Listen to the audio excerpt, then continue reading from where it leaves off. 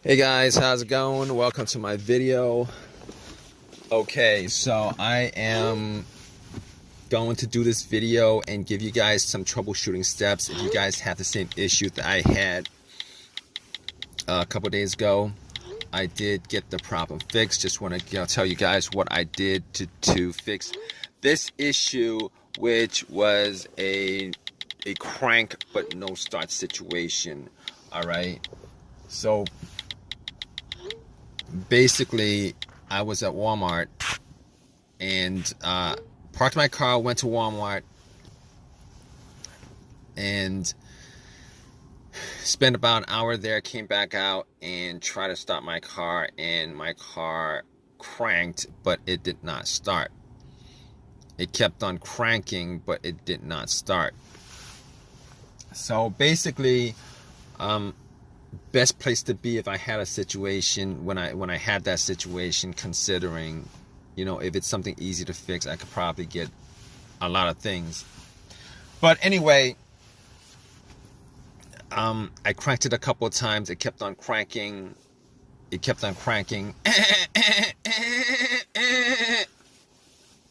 Didn't start up, didn't crank over.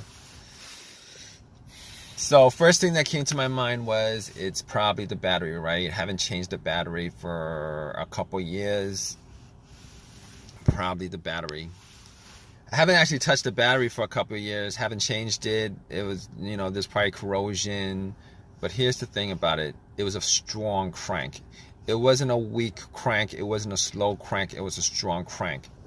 So that actually had me thinking, maybe it's not the battery. So I turned on the headlights, went out and checked the headlights. The headlights were pretty bright.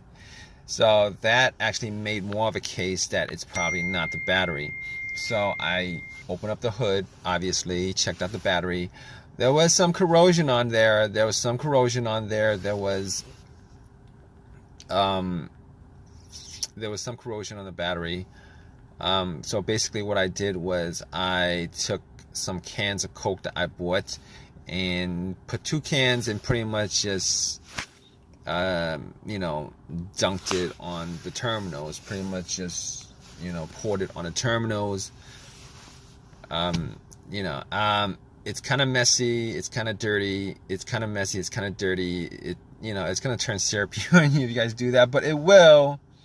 Just take some water and rinse it off, guys. That's what I did also. But anyway, it oxidizes, it bubbled up. A lot of the corrosion was taken, came off. And went back to Walmart to get a couple of things. Went back to Walmart to get a wire brush. And pretty much cleaned up the battery terminals.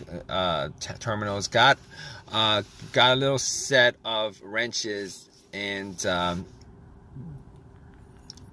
I probably probably didn't need to do all that because I actually have a power pack to test that out. Thinking about it right now, but anyway, I cleaned it up. Try to crank it. It cranked. I mean, the crank might have been a bit stronger, but it cranked. Just didn't turn over. So I was like, all right. I forgot that I had the power pack in the back, but took the power pack out, popped it on, and try to turn it over. It cranked. It did not turn over. So at that point, I was like, okay, probably. I'm like, at that point, I was 100% sure it wasn't the battery, considering the cranks were strong. It kept on cranking pretty strong, and putting the power pack on there, it should have just started up. It did not start up. So at that point, I was like, I can rule out it's not the battery. All right. As far as the wiring on the battery, I could rule out that wasn't the wiring on the battery either, because I actually did check out the ground wire. The ground wire is a negative cable, guys. For the most part, the ground wire is just connected to the frame of the car. I looked at the ground wire just to see whether there was whether it was loose, rusted, anything like that. It wasn't. It was very tight onto the frame, connected. There was no frayed wiring or anything like that.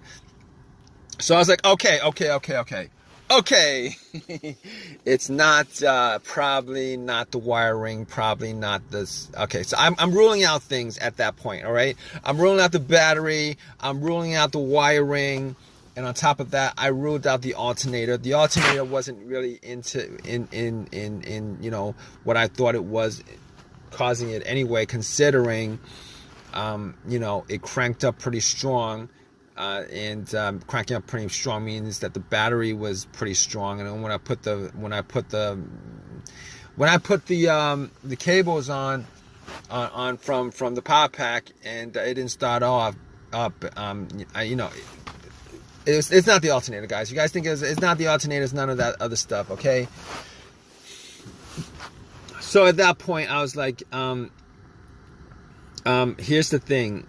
As far as me, if you guys are in this situation, you guys trying to troubleshoot this whole entire thing, trying to rule out certain things.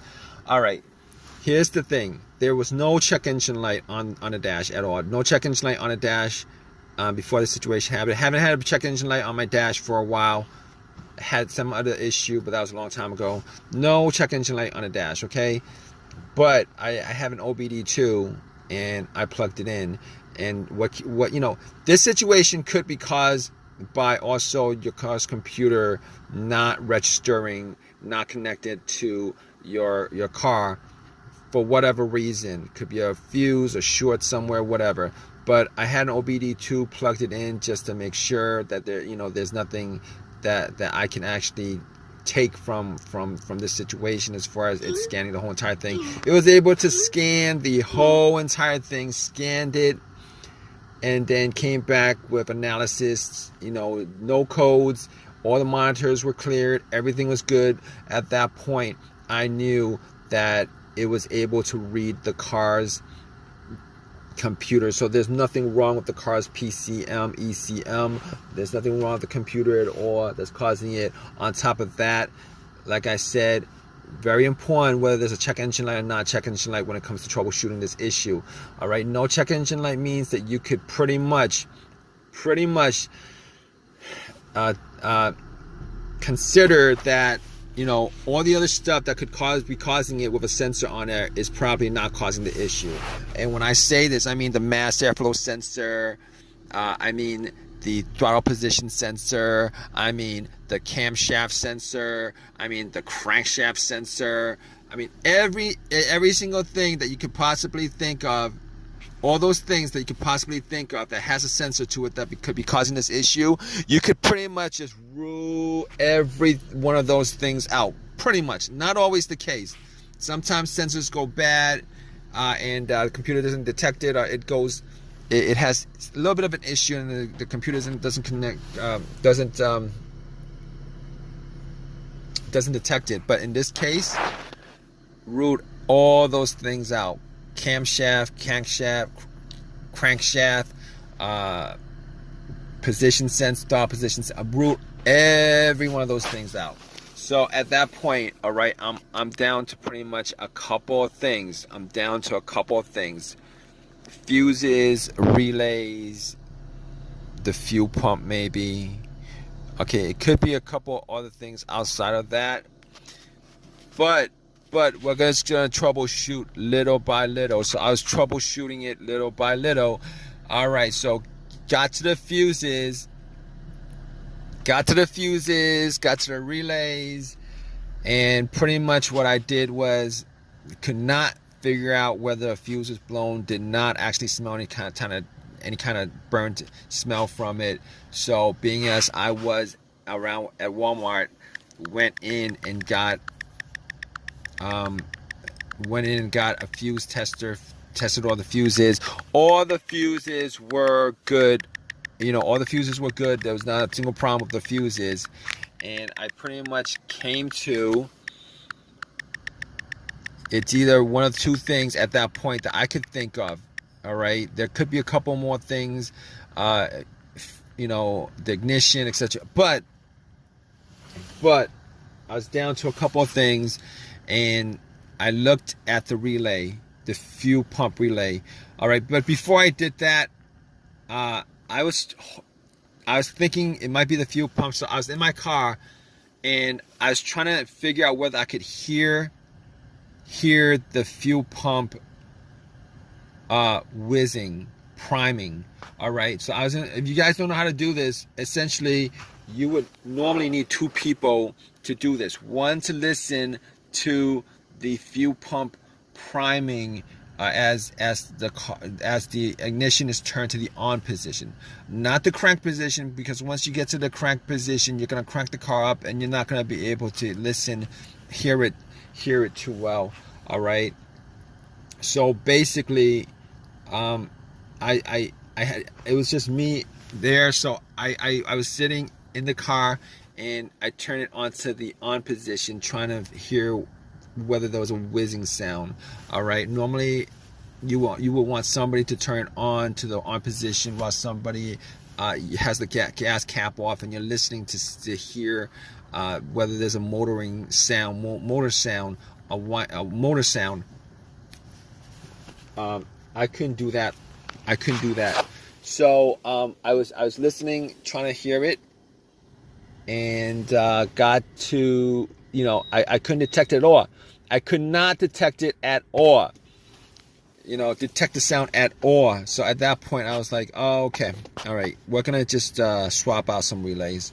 So I looked at the fuel pump relay, and I noticed that there was another relay that was the same. I'm not sure exactly where that relay actually, what component of the car that relay was for. Popped that relay out, popped it in, popped the relays out of the fuel pump, popped that relay out, swapped it. Swapped it. Guess what? It cranked over. Easy fix. Because if it didn't crank over, I would have been sure that it was the fuel pump that was the problem, but it cranked over, guys. So pretty much at that point, I knew it was the relay that what needed to be swapped out. Drove it to an AutoZone, got the relay, and pretty much just swapped the right one back, and threw away the bad relay, popped in a new one, and haven't had any issues since, guys. So if you guys are in this situation and you guys are looking for some troubleshooting tips on stuff like that, okay, just pretty much do what I did as far as troubleshooting each of those components. Hopefully you don't have a weird situation where it's some pretty crappy situation where it's a computer issue and the computer's not connecting to your car, which comes up every once in a while, or maybe even a fuel pump issue where you need to swap out a fuel pump, which is a lot more expensive than a relay. But I hope this has helped you guys out. If you guys like this video, please leave a comment in the comment section. Please subscribe. Please give me a thumbs up. Thanks. All right, guys, take care.